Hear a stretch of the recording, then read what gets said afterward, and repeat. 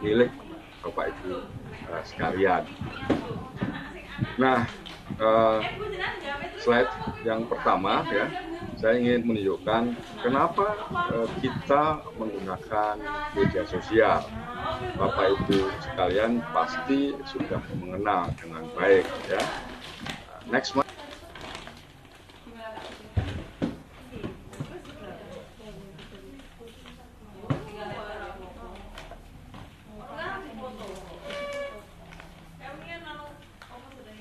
Apa saja media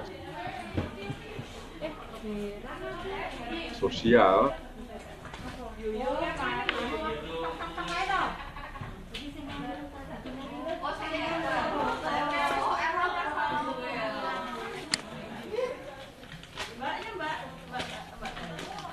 sampai ini data terakhir yang saya dapatkan gitu ya, pada Januari 2020 ya, tercatat dari 272 juta ya, 272 juta lebih lah ya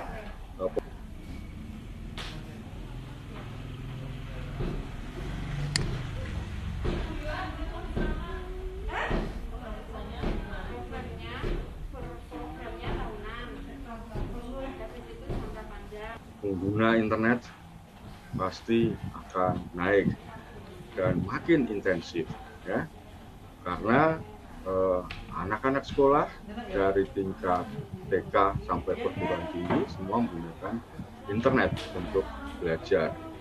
Tidak hanya belajar saya kira, tapi juga untuk wisuda ya, kelulusan. Dan yang belakangan viral adalah ospek ya. Pasti Bapak Ibu sekalian juga tahu ada satu perguruan tinggi yang mahasiswanya melakukan ospek secara online gitu ya. Jadi sampai sekarang pun perkembangan media sosial itu luar biasa ya, bahkan untuk ospek pun kita pakai media sosial. Sesuatu yang zaman saya kuliah dulu tidak pernah ada. Nah, yang menarik dari 175 juta ya, orang yang Indonesia yang mengakses internet itu lebih dari separuhnya atau 59% ya, atau tepatnya 160 juta lebih itu punya akun media sosial.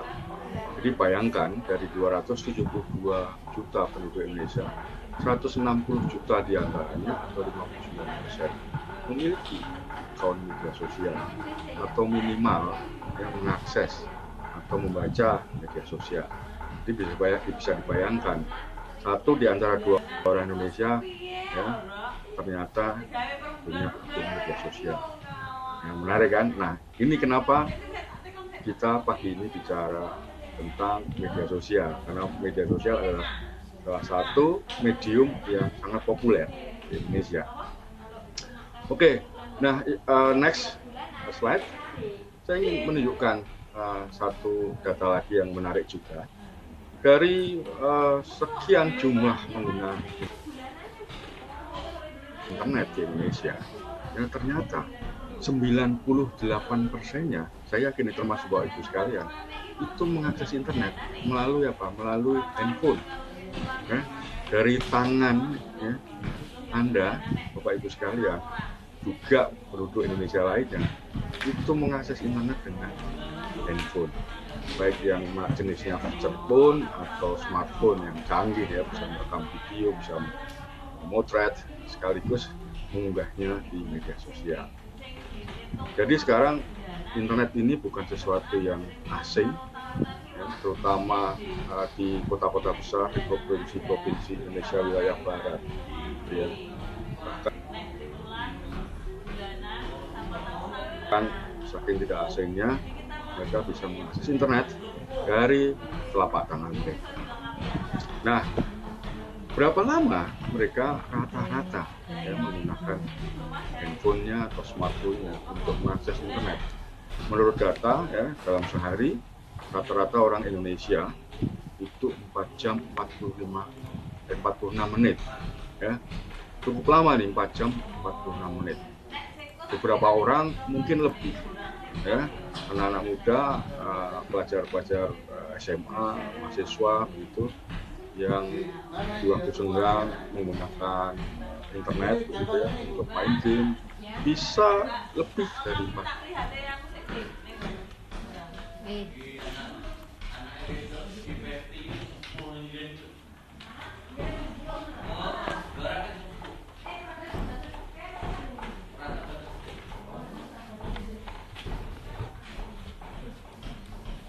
Di antara Bapak Ibu sekalian, anaknya di rumah dari pagi sampai pagi lagi main game, ya, game online gitu ya. Nah,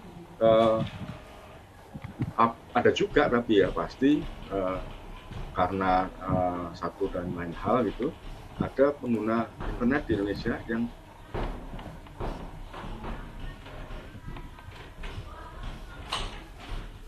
satu jam mungkin hanya 2 jam gitu ya, karena mungkin terbatas paket pulsanya atau paket datanya gitu ya, atau sinyalnya tidak cukup memadai sehingga kalau mau cari sinyal internet harus naik puncak gunung gitu ya, seperti yang kita lihat di media-media televisi. Nah, itu kurang lebih berapa lama ya orang Indonesia mengakses internet lewat handphone. Loh kan ada yang tidak memakai handphone juga, ada yang mengakses internet dengan laptop misalnya atau PC gitu ya. Berapa lama sebetulnya rata-rata ya orang Indonesia mengakses internet di luar hanya handphone?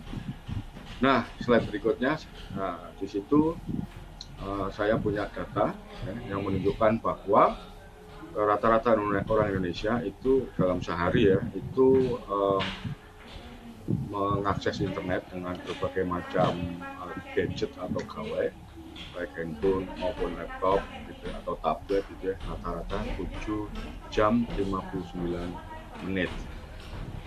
Mohon slide berikutnya ditayangkan.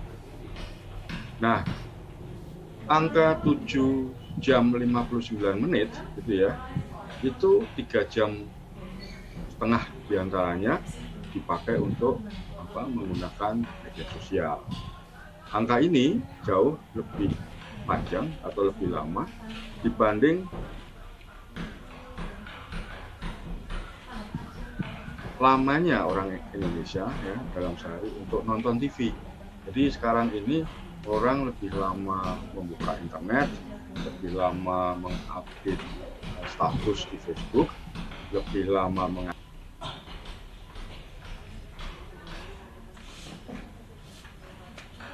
akses akun-akun media sosialnya timbang nonton TV, terutama ini di kota-kota besar di Indonesia bagian barat. Di timur mungkin tidak selama itu, tapi kalau di rata-rata ya, orang Indonesia menghabiskan waktu 7 jam, hampir 8 jam lah dalam sehari. Jadi sepertiga hidup orang Indonesia tersambung dengan internet. Ada teman-teman saya, mungkin juga Bapak Ibu sekalian, yang lebih lama mengakses internet, lebih dari 7 jam dalam sehari ya, karena pekerjaan.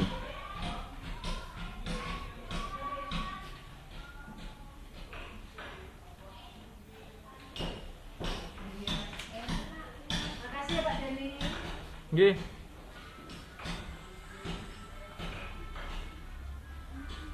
Berikutnya saya ingin menunjukkan satu data lagi yang menarik ya. Tadi data pengguna, jumlahnya pengguna berapa di Indonesia, kemudian berapa lama orang Indonesia mengakses internet dan media sosial. Nah, data ini ya, ini adalah data yang menunjukkan kelompok umur, siapa saja yang paling aktif menggunakan internet dan media sosial, kelompok umur berapa sampai berapa. Data menunjukkan bahwa orang-orang atau penduduk Indonesia yang berusia 18 sampai 34 tahun ya, itu mendominasi ya, media sosial. Jadi mayoritas pengguna media sosial di Indonesia itu berusia 18 sampai 34 tahun. Apa artinya ini bagi Bapak Ibu sekalian? Ya, ini artinya Bapak Ibu sekalian sedang kalau menggunakan media sosial itu berarti berkomunikasi kelompok usia ini. gitu. Dereng kura napa ketik Yang usianya sepantar saya tidak terlalu apa banyak, meden nyimak sekian persen. Ya, artinya apa? Artinya Anda perlu mengenali karakter, ya, kalau wingi kebiasaan, keinginan, kesukaan orang-orang yang berusia 18 sampai 34 tahun. Apa sih yang mereka sukai, apa yang mereka tidak sukai? Bagaimana berkomunikasi dengan kelompok umur seperti ini?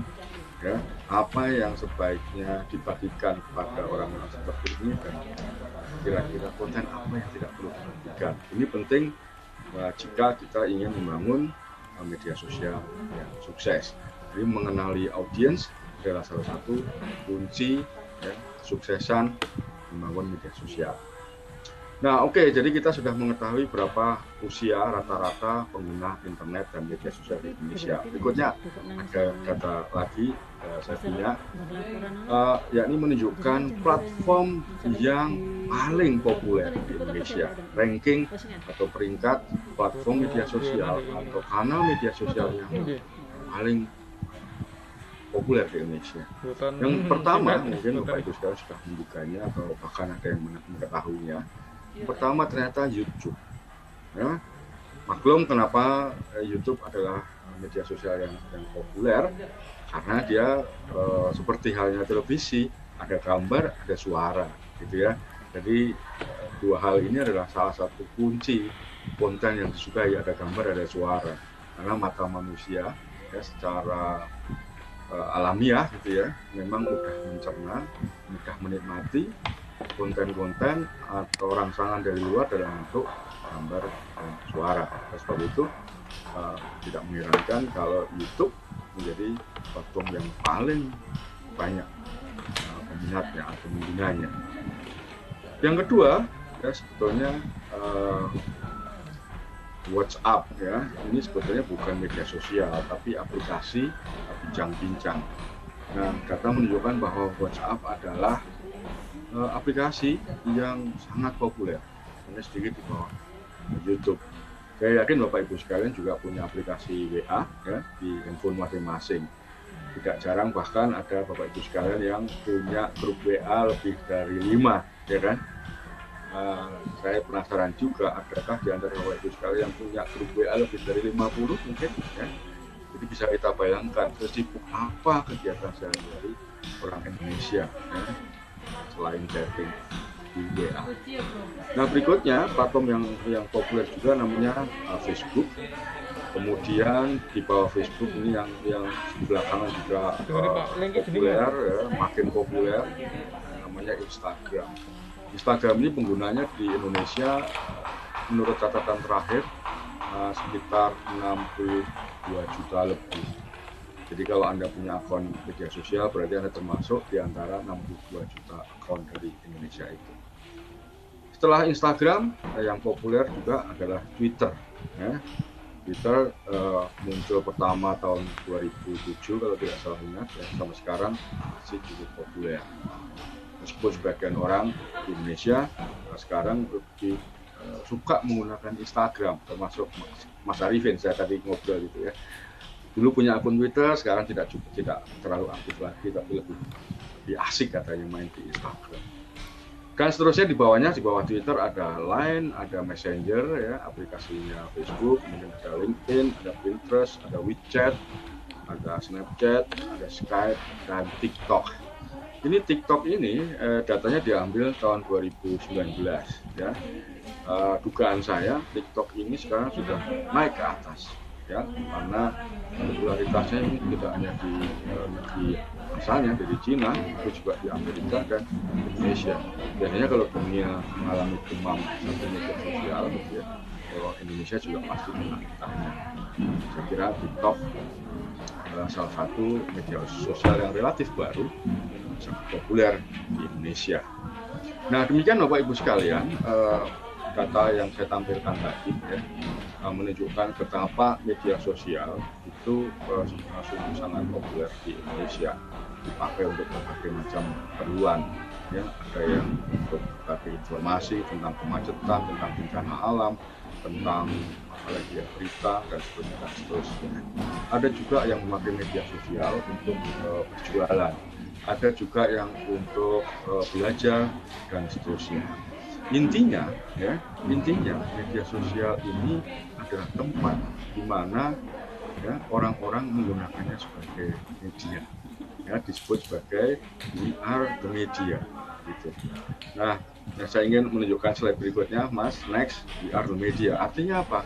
Pengguna media sosial atau orang-orang yang menggunakan media sosial sekarang ini tidak hanya mengkonsumsi konten media sosial, tapi juga memproduksi. Jadi selain produsen, dia adalah konsumen, atau selain konsumen dia adalah prosumen. Ya. Artinya dia menjadi prosumen, ya, selain produsen juga konsumen. Jadi dua fungsi sekaligus dilekatkan pada pengguna media sosial. Selemah-lemahnya atau sesedikit-sedikitnya produksi konten di media sosial, namanya apa? Namanya like. Jadi tinggal klik itu berarti Anda sudah memproduksi konten. Atau kemudian komentar itu juga adalah konten di media sosial, ya. Nah, ibaratnya media gitu ya, setiap orang punya kesempatan untuk menyampaikan opini, ya, ide-ide, gagasan, apalagi ya, ilmu, informasi,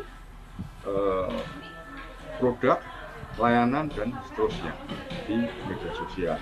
Ya, intinya sekali lagi media sosial adalah medianya publik atau khalayak.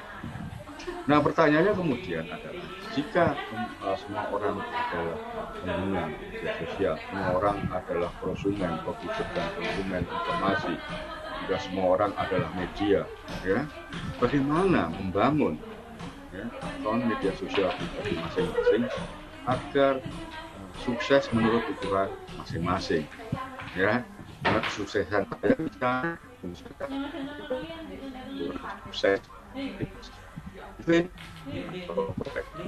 ya. Nah, berikutnya adalah apa saja sih faktor yang menentukan kesuksesan akun media sosial? Ada dua, Bapak Ibu sekalian. Yang pertama adalah konten, ya, gitu. Selain konten, yakni pemasaran atau marketing. Jadi yang pertama, semuanya dipengaruhi ya, oleh yang namanya konten. Jadi di media sosial, ya, yang pertama-tama membuat Anda akan berhasil atau tidak dikenal atau tidak adalah membuat konten. Anda punya akun media sosial tapi tidak pernah aktif, ya berarti Anda tidak akan dikenal. Salah satu cara dikenal adalah dengan memproduksi konten. Oleh sebab itu diperlukan yang namanya strategi konten, ya. Nah, tapi membuat konten saja itu tidak cukup. Orang mengatakan bahwa konten is the king, atau konten adalah raja. Tapi konten itu hanya menjadi raja yang tidak punya pengaruh apapun pada rakyatnya, tidak punya memiliki daya persuasi pada publik dan seterusnya, jika tidak dipasarkan, tidak didistribusikan, tidak dibagikan, ya. Jadi queen-nya, dia seorang raja membutuhkan queen atau ratunya, ini distribusi, ya, yang disebut sebagai strategi pemasaran, gitu. Jadi dua faktor penting untuk mengembangkan akun media sosial Bapak Ibu sekalian. Yang pertama konten, yang kedua adalah bagaimana strategi pemasaran konten tersebut. Sampai di sini cukup jelas ya, saya kira ya. Muka-muka Bapak Ibu sekalian bisa memahaminya. Berikutnya, lalu bagaimana strategi konten? Ya. Oke, menurut Agung saya sudah punya akun media sosial. Terus saya saya harus ngapain, gitu ya? Oke, tunggu dulu, gitu ya. Loh, kenapa tunggu dulu?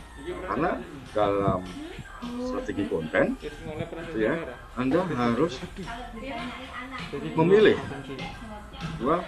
apa? Memilih platform. Maksudnya bagaimana? Jadi seperti yang saya katakan tadi, media sosial itu banyak, ya. Memang Bapak Ibu sekalian mengenal YouTube, mengenal Facebook, mengenal Instagram, gitu. Tapi mungkinkah Bapak Ibu sekalian aktif ya atau memiliki semua platform itu? Memiliki mungkin, tapi mampukah kita ya membuat semua akun itu aktif? Saya kira mustahil, karena tentu saja kita punya tugas dan kewajiban di luar membuat konten atau mengelola akun media sosial, ya kan? Nah, jadi Bapak Ibu sekalian harus memilih account, ya. Memilih account berdasarkan apa? Berdasarkan kemampuan, keterampilan. Kalau Bapak Ibu sekalian misalnya lebih terampil menulis, saya menyarankan ya gunakan platform-platform yang mengutamakan teks. Pendek itu di Twitter. Kalau wah saya bisa menulis panjang, kalau menulis panjang bisa di blog gitu. Oh saya bisa menulis, memotret, bikin video juga bisa. Kalau begitu pakailah platform YouTube atau Instagram. Oh kalau saya cuma bisa mau bikin video mas, saya susah menulis. Kalau begitu pakailah YouTube gitu, dan seterusnya. Jadi memilih platform itu disesuaikan satu juga kemampuan, kapasitas, keterampilan. Anda tidak perlu ya aktif di semua platform. Pilihlah satu atau dua platform yang nyaman bagi Anda sesuai minat, keterampilan, kemampuan. Ya. Yang penting Anda punya platform dan mengisinya dengan konten. Oke, berikutnya apa strategi konten? Nah, setelah Anda punya platform, ya, Anda harus membuat yang namanya bio, profil, menjelaskan siapa Anda. Ya. Termasuk Anda harus mengunggah foto diri Anda secantik mungkin, secakep mungkin, semenarik perhatian orang. Karena biasanya pandangan pertama orang, ya, pilihan jatuh pada mengikuti satu tokoh atau orang tertentu karena fotonya. Jadi pilihlah foto yang terbaik untuk diunggah sebagai pelengkap bio atau profil Anda. Boleh pakai filter 360, boleh pakai aplikasi face app dan seterusnya ya. Kita sekarang tidak sulit lagi membuat wajah yang kurang keren jadi keren. Banyak aplikasi gratis ya Bapak Ibu sekalian. Saya kira Bapak Ibu sekalian jauh lebih terampil dibanding saya untuk memulas wajah gitu ya. Kalau saya sih nah hasilnya begitu, wajah saya kurang menarik dan agak menjengkelkan. Jadi ya pasti Bapak Ibu sekalian tahu bagaimana harus memperbaiki wajah ya, foto profil lebih baik untuk disertakan dalam profil atau bio. Jadi membuat optimasi bio itu salah satu syarat supaya konten Anda akan menjadi diminati atau tidak. Yang berikutnya, strategi konten. Jadi Bapak Ibu harus ngapain kalau sudah punya akun media sosial? Ya tentu saja mengisinya ya, mengisinya dengan konten. Jadi Bapak Ibu sekalian harus membuat konten.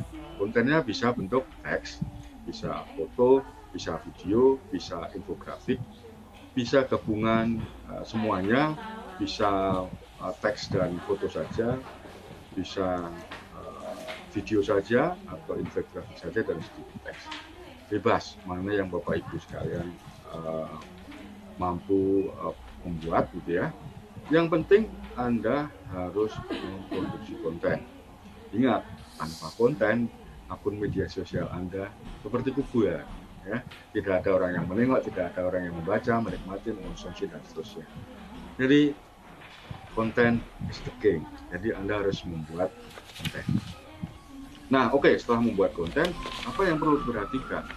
Nah, ingat, tidak semua orang ya itu 24 jam membuka media sosial. Ya, ada yang pagi saja atau siang saja atau sore saja setelah pulang kantor gitu ya, atau setelah sore mengajar atau malam hari. Nah, oleh sebab itu Anda harus menentukan jadwal posting atau jadwal mengunggah konten. Kalau di Instagram ada yang namanya data insight ya.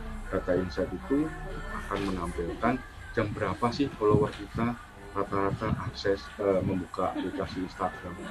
Kapan kebanyakan follower saya sedang online di Instagram. Nah, pada saat ketika follower atau pengikut atau halayak itu semuanya online, saat itulah Anda sebaiknya mengunggah konten. Jadi supaya konten dilihat banyak orang, Anda perlu mengatur atau memperhatikan yang namanya jadwal posting. Gitu ya.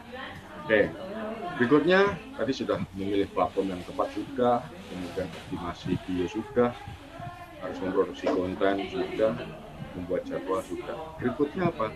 Berikutnya Anda harus ya mau tidak mau, suka tidak suka, belajar yang namanya algoritma. Apa sih algoritma gitu ya? Orang bicara algoritma gitu. Jadi Bapak Ibu sekalian, semua perilaku kebiasaan kita di media sosial itu dicatat oleh yang namanya mesin-mesin pintar, artificial intelligence, robot-robot yang bekerja berdasarkan perintah. Perintah oleh siapa yang membuat? Ya pembuatnya, orang-orang di balik membuat mesin itu. Perintah itulah yang disebut algoritma. Jadi algoritma inilah yang mencatat pahala dan dosa kita di internet, di media sosial. Apa yang kita sukai akan dicatat oleh algoritma. Ya, nanti catatan tentang apa yang kita sukai ya, akan membuat algoritma merekomendasikan konten-konten yang sejenis. Gitu. Jadi hidup kita ini sudah dimanjakan oleh algoritma. Kalau misalnya kita menyukai yang namanya pensil alis atau misalnya Anda suka tata rias gitu ya, algoritma akan selalu merekomendasikan konten dan iklan yang berhubungan dengan tata rias atau make up. Ya.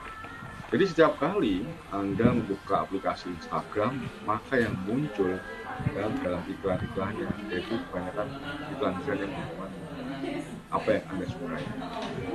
Kalau Anda menyukai sepatu misalnya, ya, dengan selalu like semua konten tentang sepatu, sering-sering mencari tren-tren sepatu, jenis sepatu atau sneaker yang baru misalnya, maka setiap kali Anda membuka Facebook akan muncul iklan-iklan tentang sepatu.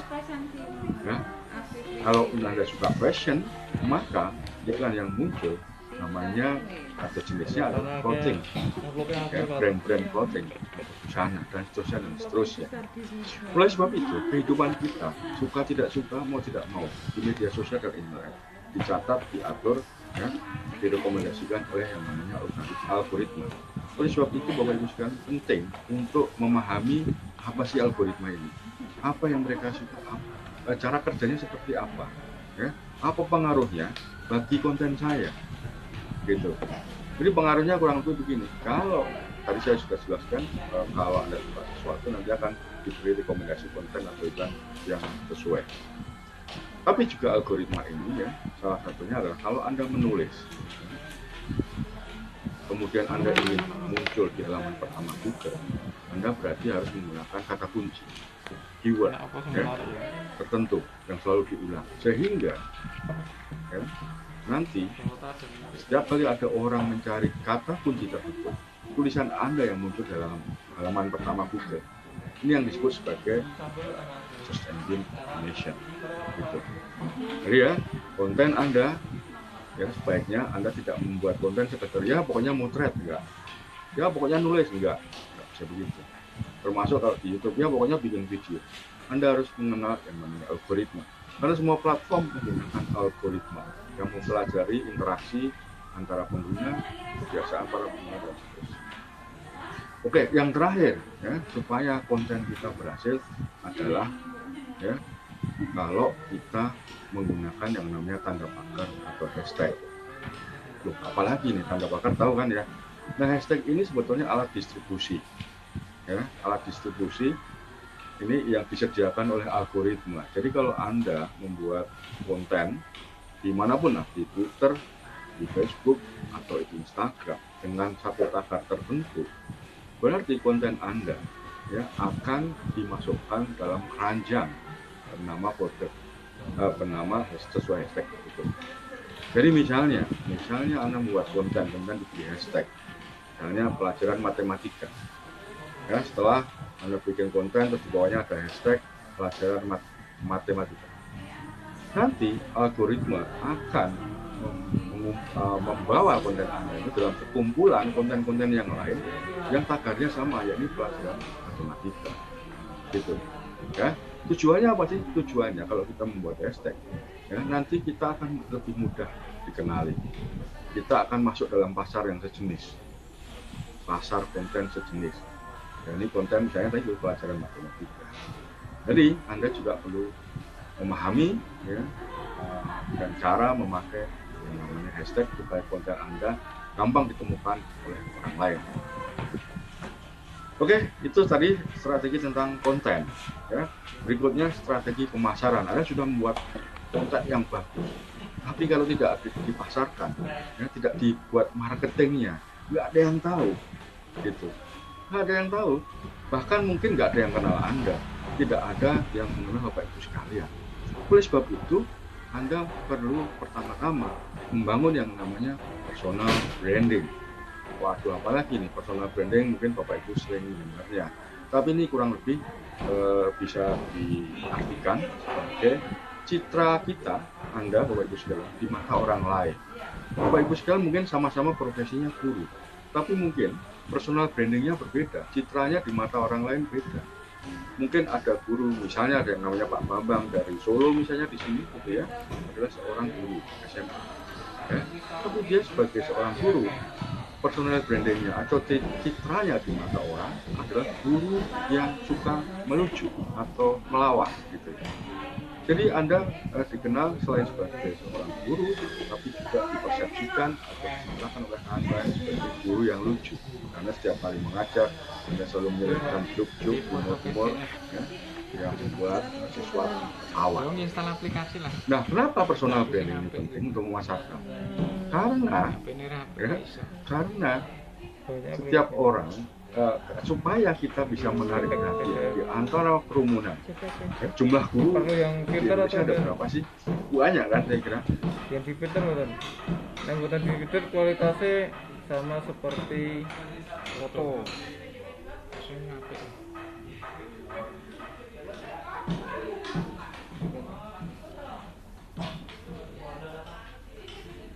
Ini ya. Oke, maaf terputus lagi. Jadi saya kira jumlah guru saja banyak, ya. Saya nggak tahu tepatnya, tapi saya membayangkan lebih dari 2 juta, 2,5 atau berapa gitu ya. Nah, bagaimana agar Anda menonjol di media sosial dibanding guru yang lain? Bagaimana Anda berbeda, menjadi unik dibanding guru yang lain? Nah, inilah diperlukan namanya personal brand atau personal branding, ya, supaya kita lebih dikenal dibanding yang lain. Kalau Anda dianggap sama saja kan orang nggak tahu, Pak Bambang yang mana ya? Atau Pak Asep, waduh ada Pak Asep yang mana ya? Itu loh yang guru di sana. Asep tuh di Indonesia ada 1 juta lebih nama Asep, ya. Termasuk ada yang profesinya guru, ada yang profesinya jadi direktur perusahaan dan seterusnya. Nah, untuk membedakan Asep yang guru dan direktur perusahaan atau yang tukang ojek misalnya, mohon maaf ya, kan diperlukan satu personal branding. Yang kedua, apa strategi pemasaran? Jadi optimasi akun media sosial. Maksudnya bagaimana gitu? Kan Anda sudah memiliki akun media sosial, misalnya blog. Ya. Anda harus mengoptimalkan media sosial atau blog Anda, ya, supaya dia bisa mengantarkan konten Anda, ya, ke publik secara luas. Kalau Anda tidak pernah membagikan konten Anda di platform yang lain melalui WA, aku baru nulis gitu misalnya, ya, orang tidak akan datang. Apalagi kalau Anda baru memulai sebagai blogger. Kalau Mas Arifin ini kan sudah lama jadi blogger, jadi cukup banyak dikenal. Ada banyak guru-guru yang juga adalah blogger yang aktif. Mereka memanfaatkan, mengoptimalkan media sosial blognya, gitu ya, dengan baik. Caranya apa? Caranya ya rutin membuat konten, gitu ya. Kemudian tampilannya foto dilengkapi dengan foto-foto yang bagus, ya, sehingga optimal. Selain itu juga kalau punya website gitu, tadi seperti yang saya katakan, karena hidup kita diatur oleh algoritma, ya, gunakanlah atau kenalilah namanya ilmu SEO, Search Engine Optimization, ya, di mana Anda membuat konten Anda, ya, menjadi konten yang selalu masuk di halaman pertama Google ketika orang mencari satu sesuatu. Apalagi yang bisa dilakukan untuk memasarkan akun media sosial Anda atau konten Anda. Nah, ini untuk pribadi jarang dilakukan, biasanya ini perusahaan-perusahaan besar. Nah, ini membuat iklan, ya, baik iklan di media sosial maupun iklan di internet non media sosial. Jadi kan bisa pakai Anda juga bisa memakai email untuk memperkenalkan atau mempopulerkan atau mensosialisasikan konten-konten media sosial Anda. Jadi setiap kali Anda bikin, ya, Anda kirim saja ke mailing list guru APSE, guru di Jawa Timur, list di mana gitu. Nah, dengan cara begitu konten-kontennya jadi viral. Yang terakhir, ya, salah satu teknik pemasaran untuk media sosial membesarkan akun kita adalah dengan teknik atau cara kolaborasi. Mungkin Anda mengenal dengan istilah lain, yakni afiliasi atau affiliate, ya. Isinya sama. Apa sebetulnya teknik ini? Jadi teknik ini, Anda salah satu contohnya ya, Anda misalnya punya kenalan guru atau kepala sekolah atau anak muda gitu ya, yang terkenal di media sosial. Mereka ini disebut sebagai influencer. Nah, kerjasamalah, lalu minta tolong pada dia untuk tolong dong, aku punya konten bagus gitu ya, tolong diulas, kamu mengulas dong, aku punya akun Instagram bagus, diulas dong, kamu tulis dong, dan seterusnya. Nah, tapi syaratnya Anda memang punya konten, Anda membangun media sosial yang memang layak disosialisasikan, dibantu amplifikasinya gitu. Kalau Anda mengupdate konten media syarat, jarang gitu ya, bagaimana kita akan mengajak orang lain untuk kolaborasi. Nah, demikian Bapak Ibu sekalian, dua faktor penting untuk mengembangkan media sosial kita. Jadi punya strategi konten yang bagus dan punya metode pemasaran yang bagus. Oke, berikutnya kemudian secara spesifik saya akan memaparkan 10 hal atau 10 kiat penting untuk membuat media sosial Anda ya menjadi media akun yang populer, yang bisa dipercaya orang, yang bisa diikuti oleh banyak orang, yang bisa menaikkan personal branding Anda dan seterusnya. Apa saja itu kiatnya? Yang pertama, ya, Anda harus punya, ya, atau Anda harus menetapkan dulu tujuan yang maksudnya gimana gini? Maksudnya gini, tiap orang punya akun media sosial. Kenapa? Kalau saya tanya, kenapa kamu punya akun Instagram? Karena yang lain punya, saya punya juga. Oke, kamu tujuannya apa untuk? Tujuannya apa punya akun Instagram? Ya, karena orang lain punya, saya jadi punya juga. Nah, ini tidak spesifik. Jadi nggak akan kemana-mana. Karena nggak ada tujuan, seperti halnya kalau ditanya, kamu cita-citanya apa? Saya nggak punya cita-cita, jadi tujuan hidupmu apa? Gitu ya. Sama juga, kalau Anda punya media sosial, Anda punya tujuan, sesederhana apapun. Gitu. Karena kalau nggak punya tujuan, ya cuma punya aja gitu. Kan jadi tidak ada keinginan, tidak ada motivasi gitu ya, tidak ada strategi untuk sudah punya aja gitu. Nah, kalau Anda ingin membesarkan akun media sosial, Anda harus punya tujuan.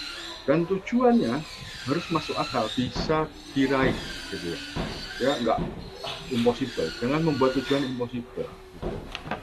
Misalnya aku pengen seperti Ronaldo yang punya pengikut di Instagram 15 juta dan pendapatanku sekian miliar dolar.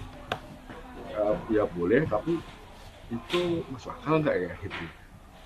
Daripada ya membuat satu tujuan yang gak ambisius gitu ya, saya menyarankan tujuan itu yang realistis, yang sangat mungkin dicapai. Ya. Apa misalnya? Misalnya saya membuat contoh gitu ya. Anda punya media sosial karena tujuannya ingin membuat murid-murid Anda mahir pelajaran tertentu, entah bahasa Inggris, matematika, hasta karya, apapun lah gitu ya. Nggak perlu banyak-banyak. Gitu. Mulailah dengan sedikit, seperti mengaji, mulailah dari alif. Ya, tujuan Anda buat media sosial ingin meningkatkan keterampilan 50 siswa mahir berbahasa Inggris tingkat dasar ya, melalui Instagram. Masuk akal dong, ya. Dalam waktu berapa bulan? 3 bulan, 6 bulan. Nah, dari situ kalau kita punya tujuan, kita bisa merancang yang namanya tahapan atau planning. Oke, tahap pertama adalah mengajarkan kalau bahasa Inggris. misalnya tentang kata, istilah itu grammar dan seterusnya. Untuk 10 orang dulu, untuk 50 orang. Lama-lama kalau Anda sudah mahir gitu ya, lama-lama dengan otomatis secara organik gitu ya, jumlah orang yang ikut kuliah Anda di Instagram akan bertambah, jumlah pengikut juga tambah dan seterusnya. Tapi yang penting Anda harus punya tujuan. Kalau Anda nggak punya tujuan, mau ngapain sih di media sosial, ya nggak akan kemana-mana. Yang kedua, ya, Anda harus menemukan target konsumen atau sasaran Anda siapa sih? Anda akan bicara kepada siapa target yang Anda pilih. Kalau ditanya orang, siapa target konsumenmu? Semua orang, nggak bisa. Semua orang itu bukan target. Ya. Jadi Anda harus memilih secara spesifik. Misalnya murid-murid di Kerawang saja, ya targetnya tidak begitu. Jadi murid-murid di Kalimantan ini waktu bukan target Anda. Jadi atau murid SMA di Kerawang, ya itu target konsumen Anda. Jadi Anda hanya mengajarkan pelajaran untuk kelas 3 SMP. Yang masih SMP, SD tentu saja bukan target Anda. Mereka mungkin akan kesulitan ya mengkonsumsi konten Anda karena memang bukan target konsumen media sosial. Jangan khawatir gitu, karena memang setiap orang akan menetapkan target konsumen media sosial masing-masing. Ya, ini seperti cara berpikirnya seperti halnya orang memproduksi mobil misalnya mobil Ferrari gitu ya, itu memang target konsumennya bukan saya, nggak mampu di Ferrari, tapi para sultan di Arab, orang-orang kaya di Indonesia, itu target mereka. Jadi oleh sebab itu, ngapain saya Ferrari ngajak ngobrol saya bukan konsumen mereka gitu. Atau ngapain Ferrari gitu ya membuat konten yang saya pahami, saya bukan target konsumen mereka. Beda ceritanya kalau saya memang target konsumen Ferrari. Begitu seterusnya. Yang ketiga, ya, ini penting untuk personal branding. Jadilah diri Anda sendiri. Kenapa? Karena orang lain sudah ada yang punya, ya. Jadi Anda hanya memiliki diri Anda sendiri. Kalau Anda memang guru matematika, ya dan punya minat yang sangat tinggi, punya keterampilan yang sangat baik tentang pelajaran matematika, ya, lebih baik sharing soal hal-hal yang berurusan dengan matematika. Gitu. Jadilah diri Anda sendiri. Kalau Anda memang lucu, ya bumbui dengan hal-hal yang membuat orang terhibur. Kalau Anda memang serius, ya sudah, bahasanya serius nggak masalah. Yang penting jadilah diri Anda sendiri. Jangan jadi orang lain, nggak mungkin. Ya, Anda nggak mungkin jadi saya, nggak mungkin. Meniru saya mungkin, ya, tapi tidak mungkin jadi saya. Jadi yang penting jadilah diri sendiri. Ya, karena setiap orang itu punya keunikan masing-masing. Kemudian yang keempat, ya, nah ini seringkali sering jadi pertanyaan, Mas, gimana caranya menambah pengikut? Katanya, buat apa punya pengikut banyak? Ya biar keren, Mas. Buat apa keren? Keren belum tentu bermanfaat. Gitu, Oke, jadi yang penting di media sosial ini bukan jumlah pengikut Anda, tapi kualitas pengikutnya lebih penting. Ya, lebih penting kita mencari jejaring, karena dari jejaring itu kita akan punya kesempatan, peluang meningkatkan keterampilan, mendapatkan peluang dan seterusnya gitu ya, ketimbang hanya nambah pengikut. Kalau hanya menambah pengikut atau follower saja, ini sekarang bisa dibeli. Punya uang 100.000, Anda bisa dapat 1.000 follower. Punya 1 juta, Anda dapat 2.000 follower atau 10.000 follower. Tapi untuk apa? Karena kebanyakan follower yang dibeli itu tidak aktif, ya. Nah, ini yang perlu Bapak Ibu sekalian ketahui di media sosial. Yang penting adalah ini.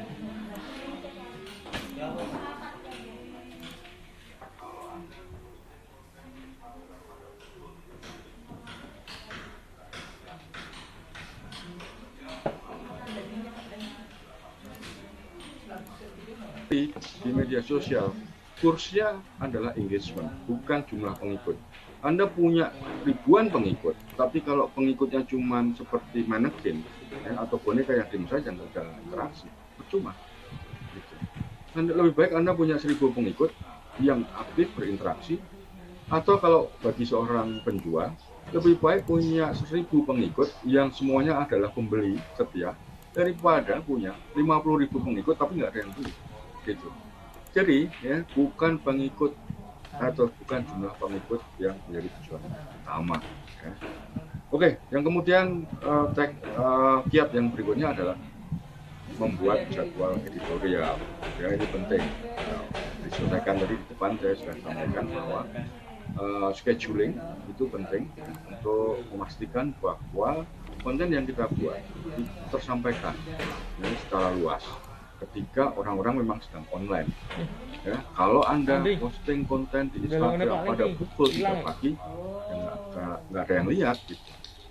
Engagementnya lambat, baru 8 jam kemudian atau 5 jam kemudian paling cepat konten Anda akan dilihat, momentumnya sudah hilang. Jadi penting membuat jadwal editorial, ya, merencanakan itu akan membuat Anda disiplin, terbiasa melakukan perencanaan. Apalagi kalau Bapak Ibu sekalian punya pekerjaan lain. Jadi usahakan misalnya membuat jadwal hari Senin, jadwal membuat posting foto misalnya, ya, Selasa apa, Rabu mungkin bikin kuis, Kamis bikin polling 5 cerita tentang buku yang sedang Anda baca, 5 tempat mungkin posting tentang Anda sedang liburan di mana dan seterusnya. Dengan merencanakan konten, Anda jadi lebih punya kesempatan, gitu ya. Anda mengatur kemana strategi konten. Anda juga tidak akan istilahnya mendadak kehabisan bahan. Besok bikin apa ya nggak tahu, punya persiapan. Jauh-jauh hari Anda sudah mempersiapkan akan bikin konten apa, akan lebih gampang. Ini seperti Anda membuat jadwal mengajar lah gitu ya. Minggu ini mengajar kelas berapa saja, materinya apakah Anda sudah siap. Berikutnya yang tidak kalah penting ya, salah satu tips supaya media sosial Anda jadi keren gitu ya, adalah di media sosial itu sebaiknya Anda fokus membantu orang lain ya menyelesaikan masalah. Di dunia ini banyak masalah. Belakangan yang jadi masalah utama orang di seluruh dunia adalah masalah kesehatan karena ada pandemi. Sebagai guru, apa yang sebaiknya Anda lakukan untuk membantu orang lain di masa pandemi? Mungkin cara belajar jarak jauh, mungkin menjaga kesehatan, ini untuk guru-guru yang berhubungan dengan pelajaran kesehatan, dan seterusnya. Kesampingkan tujuan mengejar jumlah follower, kesampingkan bahwa Anda akan menjadi terkenal atau tidak melalui media sosial, tapi fokuslah membantu orang lain. Kalau Anda fokus membantu orang lain, berarti Anda akan fokus membuat konten yang informatif, yang punya nilai, bukan konten yang hanya mencaci maki, hanya mengkritik tanpa memberi solusi, dan seterusnya. Anda akan fokus membuat konten positif yang akan membuat orang terbantu menyelesaikan masalahnya, mendapatkan jawaban, mendapatkan solusi, dan seterusnya. Nggak mikir yang lain. Oke. Jadi fokus membantu orang lain. Berikutnya, yang tidak kalah penting, tentang sudah punya media sosial, sudah bikin konten, terus ya sudah, biarkan orang nge-like atau memberi komentar. Tidak begitu. Media sosial bukan majalah dinding atau perang dinding, dimana kalau dibaca terus yang nulis diam saja, nggak perlu berinteraksi. Bukan. Namanya aja media sosial, gitu ya. Anda harus bersosialisasi, caranya berinteraksi dengan khalayak. Kalau ada orang memberi komentar, ucapkan terima kasih atau sampaikan bahwa apakah ada hal yang bisa dibantu atau yang belum jelas dan seterusnya. Anda juga perlu memberi apresiasi kepada orang lain ya, yang sudah membuat konten. Ya, kalau Anda punya akun Instagram, sering-seringlah memberi like orang lain. Jangan cuma nunggu di like orang gitu. Bagaimana orang akan memberi apresiasi kalau Anda tidak pernah bersedekah like dan seterusnya. Berkomentarlah, berikan komentar yang positif, yang berkualitas. Jangan hanya komentar-komentar julid atau judes lidah ya. Kalau melihat ada artis pakai baju yang agak ketat, jangan katakan bahwa badannya ternyata gendut, banyak lipat-lipat, jangan begitu. Kurang pantas, apalagi Anda sekalian adalah bapak dan ibu panutan dari murid-murid. Oke, jadi berinteraksilah dengan khalayak dengan cara yang positif, itu penting. Berikutnya apa? Kalau Anda membuat konten, buatlah konten-konten yang mengutamakan visual. Kenapa? Karena manusia, pasti Bapak Ibu sekalian juga tahu lah sebagai pengajar gitu ya, kan lebih mudah memahami orang itu kalau materinya bentuknya visual, foto, video. Itu sebabnya YouTube digemari, karena video kan, ada suaranya, ada gambarnya. Kalau cantik ya kelihatan cantik, cakep kelihatan cakep. nggak perlu kata-kata lagi. Jadi usahakan apapun konten Anda harus menarik secara visual. Sering-sering membuat konten yang secara visual itu menghibur. Gitu. Berikutnya, nah ini yang penting, ini berkaitan dengan pemasaran. Kiat supaya akun Anda itu dikenal adalah dengan mempromosikan diri sendiri. Kalau bukan Anda yang mempromosikan, siapa gitu, ya. Nah, Anda penting membuat Anda dikenal, karena kalau orang nggak mengenal Anda, bagaimana konten Anda akan dikonsumsi? Gitu. Jadi buatlah kehadiran Anda itu dikenali oleh orang lain. Presensi Anda di dunia online, presensi Anda di media sosial itu harus dikenali orang lain. Caranya bagaimana? Caranya membuat konten, dan kemudian konten itu disebarkan, diberitahukan lewat kanal-kanal yang lain, ya, orang tahu Anda. Nah, terakhir yang tidak kalah penting, ya, salah satu kiat penting Anda supaya akun media sosialnya sukses, Anda harus aktif. Ingat, akun media sosial bukan hiburan. Ya, kalau tidak ada konten baru, tidak ada update, orang tidak akan datang lagi. Ya, jadi Anda harus aktif sebagai produsen, sekaligus Anda juga perlu aktif sebagai konsumen. Ya, kalau ada orang lain membuat konten, hargai, apresiasi, dan seterusnya. Di samping bahwa Anda juga harus selalu memproduksi konten. Wah, kalau setiap hari bikin konten nggak kuat Mas, karena saya sibuk, banyak kerjaan. Nggak apa-apa, 2 hari sekali. Wah, nggak bisa, 3 hari sekali bisa. Kalau nggak, seminggu 3 kali bisa nggak? Ya, jadi upayakan, yang penting selalu aktif secara reguler. Jangan sampai akun Anda dibiarkan terbengkalai dan tidak ada orang yang datang dan mengkonsumsi. Demikian Bapak Ibu sekalian, secara singkat materi saya tentang bagaimana tips gitu ya untuk membangun media sosial. Saya kira ini sangat mudah, doable, jadi Bapak Ibu sekalian bisa lah melakukannya saya kira. Yang penting Anda fokus, disiplin, kemudian terus berlatih untuk meningkatkan buat konten, dan sisanya silahkan semesta mendukung. Ya, kalau Anda positif, nanti hasilnya juga akan. Demikian Bapak Ibu sekalian, sharing saya pagi ini. Moga-moga dipahami, berguna, dan bisa melakukannya. Terima kasih. Saya akan kembalikan ke Mas Arifin sebagai moderator. Demikian Mas Arifin. Oke, Doro, ini sangat luar biasa ya bagi saya nih. Di sini tipsnya banyak banget. Kalau saya mencatat ini ada berapa banyak post-it nih, Doro nih. 3. Jangan dicatat. Jangan dicatat. Karena tadi tinggal dibagikan aja Pak. Oh, tinggal dibagikan ya. Oke, tadi saya coba merangkum ya, Doro ya, di sini. Emang sosial media, saya sedikit berbagi ya, Doro ya, sebagai guru tuh saya juga dulu galau. Sebenarnya sosial media ini bermanfaatnya sebagai guru atau akan menjadi masalah saya ketika nanti saya memposting hal-hal keseharian. Namun pas pandemi ya dapatkan sebuah tantangan bahwa siswa itu screen time-nya lebih banyak di sosial media daripada di screen time pembelajaran. Pada itu saya mencoba membuat yang namanya microblog seperti Doro yang ada di akun Instagram Doro Kapung. Nah, di sini saya mau mengingatkan kembali kepada para pemirsa, Bapak Ibu yang ada di seluruh Indonesia, jangan lupa untuk mengajukan pertanyaan bisa melalui menti.com dengan PIN 994318. Saya ulangi kembali, di menti.com dengan PIN 994318, ada di bawah ya. Dan kemudian format pertanyaannya yaitu pertanyaan spasi nama spasi nomor ponsel.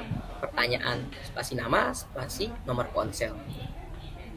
Oke, di sini Doro sudah ada satu pertanyaan nih ya dari guru kita yang ada di Banten. Bisa ditampilkan? Oke, terima kasih. Di sini ada Karima dari Banten. Apakah kita harus memiliki 2 akun yang berbeda? Satu untuk kehidupan, satu untuk kepentingan pribadi, dan yang lain untuk mengembangkan keprofesionalan kita atau boleh dicampur. Nah, ini Doro, saya sama kegalauan saya ini ketika dulu ya. Memang jadi guru itu kalau jelek dikit jadi apa omongan ya di belakang kita nggak tahu kan namanya sosial media kita salah upload. Tapi kalau bagus, wah Pak keren ketemu nih gitu. Bagaimana nih Doro untuk menanggapinya? Ya, baik. Terima kasih untuk ini Pak atau Bu Karima ya di Banten ya. Iya. Oke, pertanyaan yang sangat menarik dan saya sering menerima pertanyaan ini. Apakah kita harus memiliki dua akun pribadi maupun profesional di media sosial? Nah, ini kembali lagi sebetulnya pada tujuan kita untuk aktif di media sosial. Kita ini punya akun media sosial untuk apa tujuannya, gitu ya? Kalau untuk keperluan pribadi, ya hanya untuk ya media sosial adalah tempat saya menyimpan semua catatan perjalanan hidup saya, pengalaman saya pernah di mana, foto-foto saya, jadi sebagai album kenangan gitu ya. Ya nggak apa-apa gitu. Tapi mungkin ada orang yang merasa enggan untuk, aduh, kehidupan pribadiku diungkap ke media publik lewat media sosial. Saya bukan orang yang ekstrovert seperti itu. Gitu. Saya kan orang introvert, saya pemalu. Masa saya cuma ngomong anak aja mesti dipublikasikan misalnya gitu kan. Masa saya ngopi di kedai mana gitu, masa saya nongkrong di Starbucks misalnya harus dibagikan, biasa aja kali gitu. Terserah, jadi bebas, mana yang nyaman bagi Anda. Kalau Anda memang tidak ingin diungkapkan atau mengungkapkan kebiasaan Anda sehari-hari, kehidupan Anda sehari-hari di media sosial, sebaiknya Anda membuat akun profesional saja sebagai guru misalnya ya, atau sebagai makeup artist, atau sebagai artis, atau sebagai pelukis, atau sebagai profesi apapun. Nah, di akun media sosial profesi itu Anda membagikan konten yang berhubungan dengan profesi. Gitu. Kalau kemudian Anda adalah orang yang saya ini berbagi yang ekstrovert, saya senang berbagi apapun yang saya punya, termasuk kehidupan saya pribadi. Tapi saya juga ingin berbagi ilmu, keterampilan dan seterusnya. Nah, sebaiknya Anda membuat dua akun pribadi yang memang isinya pribadi dan akun profesi. Kenapa nggak dicampur? Ya, supaya apa tadi Nah, ingat ya, personal branding. Anda punya akun Instagram pribadi, misalnya Karima, @karima, ya, itu isinya yang pokoknya ya kehidupan pribadi Anda lah, ya, aktivitas dengan pasangan, dengan keluarga, atau kalau masih lajang misalnya piknik di mana dan seterusnya, nggak masalah, itu akun pribadi. Ya, tujuannya hanya untuk memamerkan kegiatan pribadi. Tapi kalau Anda juga ingin punya akun yang isinya berbagi tentang pengetahuan tertentu, ya bikin lagi. Misalnya Karima Guru misalnya ya, atau apapun Anda yang pilih. Nah, di situ Anda benar-benar hanya kontennya isinya adalah hal yang berkaitan dengan profesi. Kenapa tidak dicampur adukkan supaya orang tidak bingung? Ingat ya, konsistensi, ya, identitas yang jelas itu harus Anda sampaikan secara jelas juga untuk membangun yang namanya personal branding. Ingat, semua brand itu hanya punya satu identitas. Ya, misalnya kopi kenangan, saya nyebut merek misalnya kopi kenangan. Dia hanya jual kopi, gitu. Dia nggak jual teh, dia nggak jual jus alpukat, tidak jual jus durian. Namanya aja kopi kenangan, ya jualannya kopi. Ya. Nah, moga-moga penjelasan singkat ini bisa dipahami. Jadi Anda bebas menentukan mau punya akun pribadi boleh, mau punya dua juga boleh. Yang penting jangan dicampur. Ya, ingat, kopi mantan hanya jual kopi, tidak jual mantan. Ya. Silakan Mas Arifin. Oke, menarik sekali penjelasan yang sudah dipaparkan oleh Pak Caksono ya, Doro ya. Ini memang menjadi polemik juga dulu di saya tadi sudah bercerita ya. Bagaimana nih Bu Karima? Semoga bisa ya, menyikapi hal tersebut. Kalau saya sendiri satu saja cukup Doro kayaknya. Posting yang positif saja, yang negatif saya perbaiki insya Allah. Oke, kita Nur Kakung, kita akan masuk ke pertanyaan sesi Zoom ya. Di sini sudah menunggu dengan Bapak Nur Zaman dari Jawa Barat. Nah, Doro, perlu diketahui ini adalah 1.000 guru yang mengikuti pembelajaran berbasis TIK sudah pada level 4. Berarti levelnya tahap berbagi nih, Doro. Nah, di tahap berbagi ini, guru ini membagikan best practice-nya, konten yang dibuatnya itu kan perlu menggunakan media sosial. Nah, mungkin pertanyaannya akan sekitar itu. Gimana di Zoom? Apakah sudah masuk Pak Nevi Nur Zaman? Tes suara? Halo? Ya, Pak. Sudah masuk. Oke. Ya, mungkin Halo, perkenalan dulu Pak Nevi. Ya, dipersilakan. Ya. Teman, sahabat rumah belajar, peserta pembatik level 4 dari Provinsi Jawa Barat. Ya, baik. Mungkin ya, ada pertanyaan untuk Doro Kakung ya, Pak Wicaksono. Tadi terkait materi yang ada di slide itu untuk kita sebagai seorang pendidik dalam berbagi di media sosial itu ada yang namanya konten dan pemasaran. Nah, tapi yang saya ditanyakan lebih bagaimana cara mengatasi konten-konten negatif nih Pak, seperti ada bullying atau perundungan, terus ada prank-prank yang negatif, bahkan ada terjadi perkelahian di media sosial yang berujung pembunuhan. Nah, cara mengatasinya bagaimana, terutama untuk menyampaikan ke peserta didik supaya tidak menonton konten tersebut, karena di media sosial justru konten-konten negatif itu lebih cepat ke up-nya Pak ketimbang yang positif-positif. Itu mungkin pertanyaan. Oke. Baik, terima kasih Pak Nur Zaman. Pertanyaan sangat menantang ini buat saya. Baik sekali pertanyaannya.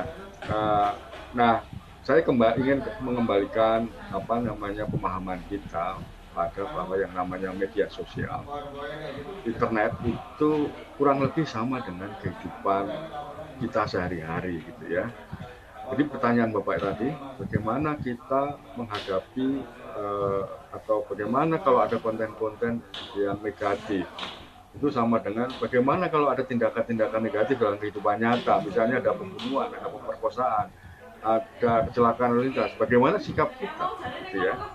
Nah, saya ingin menyarankan Bapak Ibu sekalian itu bersikap sesuai, saya penganut stoa atau stoisme. Jadi saya lebih fokus pada mengendalikan apa yang saya bisa kendalikan dan tidak mengendalikan apa yang saya tidak bisa kendalikan. Misalnya apa? Bagaimana perilaku saya di jalan raya, saya bisa mengendalikan. Jadi saya akan taat pada aturan lalu lintas, tidak melanggar. Tapi saya tidak bisa mengendalikan perilaku orang di jalan raya, ya, gitu. Jadi yang bisa kita kendalikan adalah diri kita dan perilaku kita, termasuk respon kita, ya, gitu. Di media sosial, kalau ada orang membuli, gitu ya, kita tidak mungkin, ya, membuat dia tidak akan membuli, nggak mungkin. Itu di luar kendali kita. Yang bisa kita lakukan adalah sebaiknya kita mengendalikan respon kita terhadap bullying itu, betul tidak? Ya. Kemudian bagaimana supaya ya mengurangi konten-konten yang hoax, yang menghasut? Satu-satunya cara adalah membanjiri internet, membanjiri media sosial dengan konten-konten buatan Pak Nur Zaman yang positif, bermanfaat buat orang lain. Gitu. Karena dalam kehidupan di media internet, di media sosial, itu sulit sekali membendung yang namanya negatif. Terus terang sampai sekarang pemerintah juga nyaris tidak mungkin menghapus konten negatif 100%. Konten pornografi misalnya, ya. pemerintah Kominfo punya teknologi yang namanya ICE ya, yang crawling gitu ya dan memblokir konten pornografi. Tapi setiap hari ditutup 1 muncul 10, ditutup 10 muncul 100. Gitu.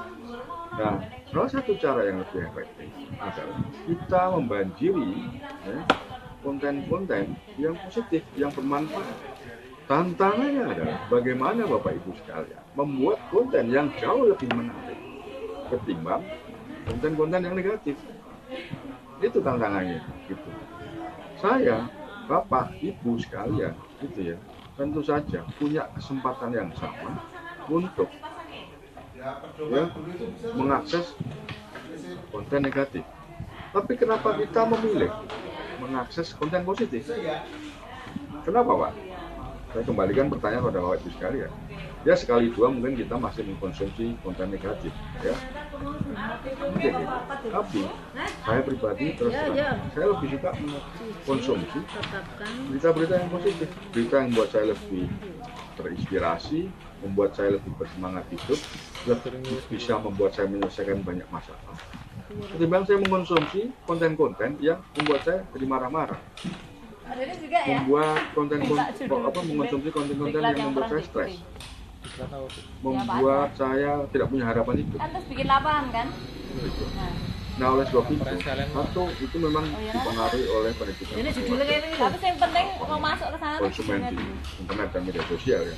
Tapi juga kalau kita bisa menghasilkan konten positif yang jauh lebih menarik dari konten-konten pornografi, pasti konten kita akan bilang di YouTube misalnya, ya, Anda bisa melihat banyak youtuber ya yang kontennya positif, yang juga populer ketimbang youtuber yang hanya membuat konten.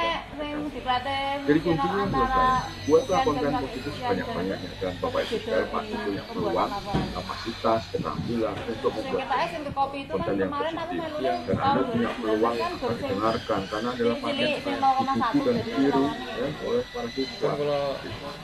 Moga-moga jawaban saya menjelaskan. Nah itu aja judul-judulnya di copy terus dikirim ke Bu Yuni aja. Bu Yuni. PA ya. Ya. Dan malah kayak copy paste. Pak Andi, asal balangin lagi. Terima kasih Pak Devi ya, berzaman dari Jawa Barat. Memang ini seperti peperangan antara kebaikan dan keburukan ya Pak ya. Memang akan ada selalu dimanapun tempatnya, dimanapun itu akan ada kebaikan dan keburukan. Bagaimana kita menyikapinya? Ya kita ambil tindakan untuk membuat konten yang baik. Oke, di sini ada satu lagi nih Pak, pertanyaan dari Laode Muhammad dari Sultra. Mohon izin saya bacakan ya Pak. Apa yang menjadi tolak ukur kesuksesan dalam membangun sosial media? Apakah dilihat dari viewers atau dilihat dari kebermanfaatan kontennya? Karena kita tahu sendiri ya Pak ya, judulnya sukses. Sukses bagi tiap orang tuh beda.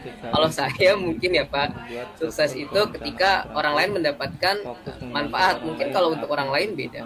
Silakan Pak. Dengan khalayak, berkreasi dengan konten visual. Oke, nampaknya Pak Wicaksono Selalu aktif produksi ini ya mengalami gangguan koneksi nih ya. Sambil menunggu mungkin saya coba ini ya. Ya, masuk Pak ya? Oke, baik. Masuk. Oke. Saya coba mengulang kembali ya Pak, mungkin tadi ada saya sudah nangkap. Oke. Sudah menangkap saya. Oke, bagaimana silakan, Pak. Oke, terima kasih Pak Laude di Sulawesi Utara ya atau Tenggara. Bagaimana mengukur kesuksesan? Benar seperti Mas Arief katakan, kesuksesan itu berbeda-beda bagi setiap orang. Makanya Anda harus jelas dulu tujuan Anda punya media sosial itu apa. Gitu. Kalau tujuan Anda punya media sosial itu ingin membuat 100 orang siswa mahir bahasa Inggris, dan kalau itu sudah tercapai, berarti Anda sukses. Target konsumen. Gitu. Jadi Anda harus menetapkan tujuan dulu. Tentukan isi konten. Kalau tidak mengetahui tujuannya, bagaimana kita bisa mengukur kesuksesan? Kesuksesan harus bisa diukur. Ya. Tujuan juga harus atau target. Perencanaan yang teratur. Kita mau kemana gitu? Misalnya tujuan kita ke Jakarta. Berapa jam? 5 jam. akan Misalnya, berisi konten dari mana? Dari Semarang berinteraksi dengan naik naik mobil pribadi berkreasi dan bisa diukur. dengan Mengukur kesuksesannya konten gimana? visual. Ukur kesuksesannya kalau Anda sampai ke Jakarta Buatlah 5 jam kehadiran dari Anda Semarang, diketahui umum. ya Anda sukses. Selalu aktif produksi. Ya. Tapi kalau Anda nggak punya tujuan, ya, bagaimana bisa diukur? Anda pertama-tama harus punya tujuan, gitu. Ya. Terima kasih Pak Laude. Oke, ya setuju sekali yang disampaikan Doro ya, bahwa memang kalau sukses itu diukur dari tujuan kita apa. Mungkin kesuksesan tidak bisa 100%, namun ada capaian 80, 70, itu menjadi catatan sukses bagi pribadi masing-masing. Oke, Doro, berlanjut ke pertanyaan selanjutnya. Ini ada dari Claudi Tumembo. Selama COVID, pembelajaran sering menggunakan WhatsApp. Bagaimana kiat bagi guru agar dapat memaksimalkan dan menyediakan konten yang cocok dalam pembelajaran menggunakan WhatsApp? Ini yang tadi media sosial ya, kan media sosial sebenarnya Doro ya, tempat berbincang ya. Yang paling populer. Ini kan paling sederhana Doro, karena setiap orang pasti punya WhatsApp. Mungkin Doro bisa berbagi cerita. Oke, terus terang terima kasih Mbak Ibu Claudi ya. Ibu Claudi di mana nih? Di Sulawesi ya? Manado mungkin. Mungkin Pak. Oke. Ya, oke. Memang belajar melalui belajar melalui WhatsApp itu sangat menantang. Kenapa menantang? Karena tidak semua orang, terutama orang-orang yang sudah berusia seperti saya gitu ya, itu tetap mengetik panjang, capek jempolnya gitu ya. Untuk anak-anak muda mungkin biasa gitu. Nah, bagaimana caranya menyiasati tantangan itu? Yang pertama, Anda bisa membuat voice note. Sebetulnya di WhatsApp kan ada voice note. Jadi Anda bisa menyampaikan materi itu dipotong-potong sesuai voice note. Itu seperti kita bikin podcast lalu disebarkan. Nanti respons dari murid itu bisa lewat voice note, bisa diketik. Tapi jawaban Anda bikin voice note. Atau Anda bisa menyampaikannya lewat video pendek-pendek, dipotong. Jadi kalau misalnya Anda punya materi yang panjangnya totalnya 1 jam, Anda potong berapa menit, lalu diberikan secara berurutan begitu ya. Jadi satu bagian kirim dulu ke siswanya, kemudian suruh ada pertanyaan, kalau ada pertanyaan langsung dijawab, kalau nggak ada pertanyaan kirim video kedua ya, kalau ada pertanyaan dijawab lagi, nggak ada pertanyaan kirim video ketiga dan seterusnya. Jadi Anda bisa membuat konten dalam bentuk suara lewat voice note maupun video. Itu salah satu kiatnya. Yang tadi pertanyaan kedua apa tadi saya lupa, Mas Arief masih ingat tadi? Oke, yang pertanyaan kedua dan menyediakan konten yang cocok tadi, itu dia sudah voice note. Oke, voice note dan video. Ya. Dan tolak ukur kesuksesan juga sudah tadi. Dari konten atau viewers tadi sudah terjawab ya, Pak. Ini yang terakhir ya, mungkin Doro nih. Ada satu pertanyaan lagi dari Ketut Ali Saputra dari Bali sepertinya Pak ya, kalau diperhatikan dari nama. Pertanyaannya, mengetahui algoritma merupakan bagian dalam mempersiapkan konten. Bagaimana cara mengetahui algoritma terkini dalam sosial media? Wah, ini pertanyaannya udah menuju teknis Pak. Ingin segera tahu. Ya Pak. Bagaimana cara mengetahuinya? Cara yang paling mudah, ikutin akun saya ya di Instagram, karena saya akan sering kali membagikan. Di sana juga ada beberapa konten yang membahas soal algoritma. Tapi kalau tidak tertarik mengikuti akun saya, Anda bisa mendapatkan sumber-sumber yang lain. Anda bisa googling gitu, tentang algoritma Instagram. Bahkan Instagram juga punya blog yang menjelaskan tentang cara kerja algoritmanya Instagram. Begitu juga algoritma dari platform yang lain. Jadi di internet tersedia banyak bahan atau sumber bacaan, rujukan ya, di mana Anda bisa mengetahui apa itu algoritma, perbedaan satu algoritma dengan algoritma yang lain, karena setiap platform punya algoritma yang berbeda juga gitu. Nah, saya kira kalau mau mengulas soal algoritma, waktunya tidak cukup ini ya, karena platform aja ada banyak sekali gitu. Tapi intinya ya, algoritma itu seperti yang saya tadi sudah ungkapkan, adalah mesin yang mencatat interaksi kita, kebiasaan kita di media sosial. Lalu berdasarkan catatan itu, algoritma akan menyodorkan hal-hal atau merekomendasikan hal-hal yang kita sukai untuk meningkatkan interaksi kita dengan khalayak. Gitu kan, Pak Ketut.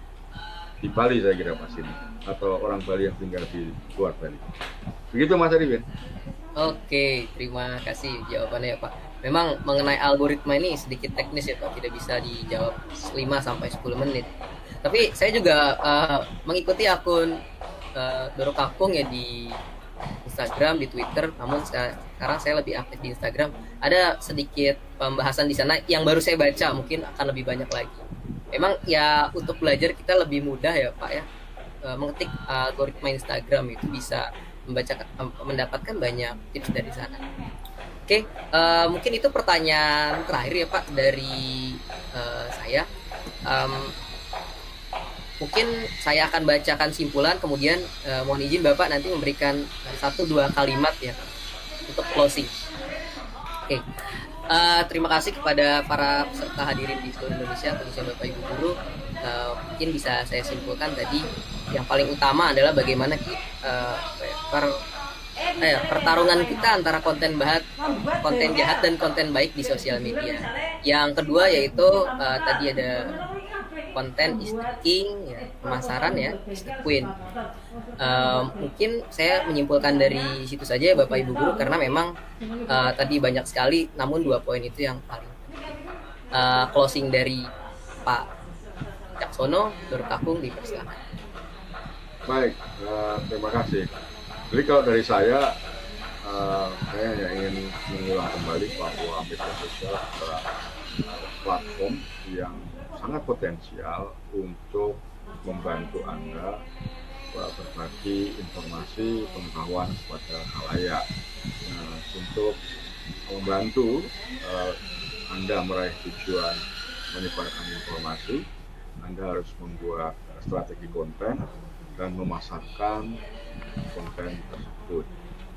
Yang penting adalah Anda harus selalu aktif membuat konten supaya kehadiran Anda dikenali di media sosial.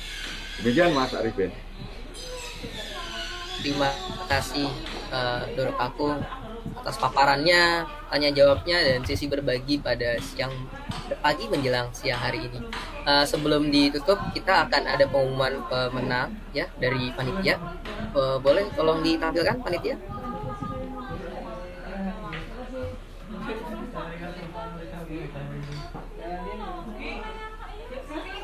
Yang pemilihan secara asak ya. Oke.